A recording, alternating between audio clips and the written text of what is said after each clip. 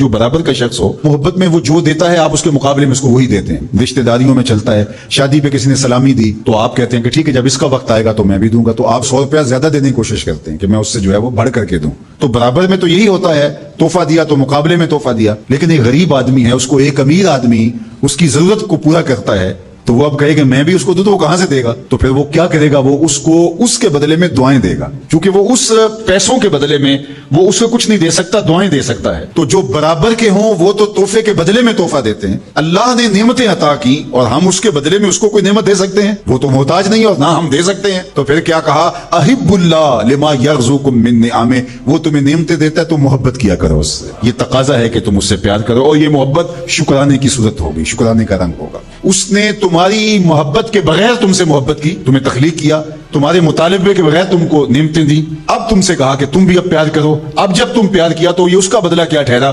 کہا کہ اگر تم محبت کرو گے تو سن لو, پھر میں بھی تم سے پیار کروں گا. قل ان کنتم تحبون اللہ فاتبعونی یحببکم اللہ. اور اس محبت کا عالم کیا ہوگا؟ وہ ایک الگ شان ہے, اس کی ایک کیفیت الگ ہے, اس کا ایک جمال الگ ہے. اور دوسری بات فرمائی واحبونی بحب اللہ, اور میرے سے محبت اللہ کی محبت کی وجہ سے کرو. یعنی میرے سے تم محبت کرو, میں تمہارے خدا کا بھی محبوب ہوں.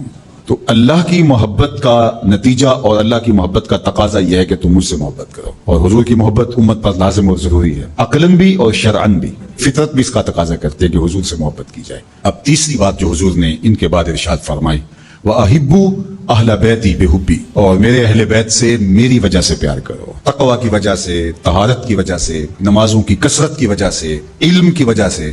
بہت ساری خوبیاں ہیں جس کی وجہ سے لوگ لوگوں سے پیار کرتے ہیں. صالحیت کی وجہ سے پیار کیا جاتا ہے. یہ خوبیاں تو کسی میں بھی ہوں, آپ اس سے پیار کریں گے. وہ حبشی نژاد ہو, اس سے بھی پیار کریں گے. میرے زمانے سے صدیوں بعد کے زمانے میں پیدا ہونے والا ہو, اچھی خوبیوں کا حامل ہو, اس کے تقوی کی وجہ سے, اس کی طہارت کی وجہ سے, اس کی شرافت کی وجہ سے آپ اس سے پیار کریں گے, کیوں نہیں کریں گے؟ لیکن میں جو تمہیں اپنے اہل بیت سے محبت کرنے کا درس دے رہا ہوں وہ صرف اس لیے کہ وہ میری اولاد ہے, میری نسل ہے, میرے اہل بیت ہیں. اللہ اکبر. چونکہ محبت تقاضا کرتی ہے کہ محبوب کی نسبتوں کا بھی احترام کیا جائے. کلو منسوب الی محبوب محبوب. عربی کا ایک مقولہ ہے, ہر شے جو محبوب سے منسوب ہو وہ بھی محبوب ہوتی ہے. یہ محبت تقاضا کرتی ہے, یہ محبت ہمیں سکھاتی ہے کہ محبوب سے منسوب چیزوں کا بھی احترام کیا جائے, ان کی تعظیم بچا لائی جائے. تو کہا میری اولاد سے, جو میری نسل ہے, اس سے پیار کرو, میرے اہل بیت سے پیار کرو. بے حبی, میری محبت کی وجہ سے, میری الفت کی وجہ سے. اس لیے علماء نے اس حدیث کی شرح میں لکھا کہ حضور کی اولاد سے محبت علامت ہے حضور علیہ الصلوۃ والسلام سے محبت, اور حضور علیہ السلام کی محبت علامت ہے اللہ تعالیٰ کی محبت. کوئی اللہ سے محبت کا دعویٰ کرتا ہے اور رسول کریم کی محبت اس کے سینے میں موجود نہیں ہے, تو پھر یہ طے شدہ ہے کہ اس کی اللہ کی محبت قابل قبول نہیں ہے اور ناقص ہے, ہو ہی نہیں سکتا. اور اگر کوئی حضور علیہ السلام سے محبت کرتا ہے اور حضور کے اہل بیت سے محبت نہیں کرتا, تو پھر سمجھ لو حضور علیہ السلام کے ساتھ اس کی محبت محض ایک ڈھونگ ہے. اپنے آپ کو منوانے کے لیے حضور کی محبت کا ڈھونگ رچا رہا ہے.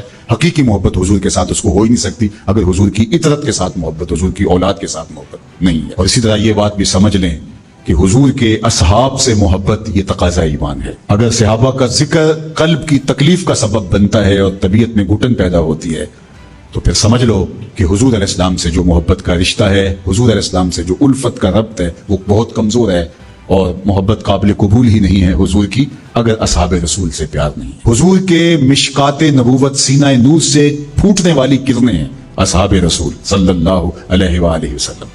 اسی طرح حضور کی نسل ہیں, حضور کا جزو بدن ہے حضور کی اولاد اور حضور کی نسل. فاطمہ میرے جگر کا ٹکڑا کہا گیا, حضور نے فرمایا بضعۃ منی, میرے جگر کا ٹکڑا ہے.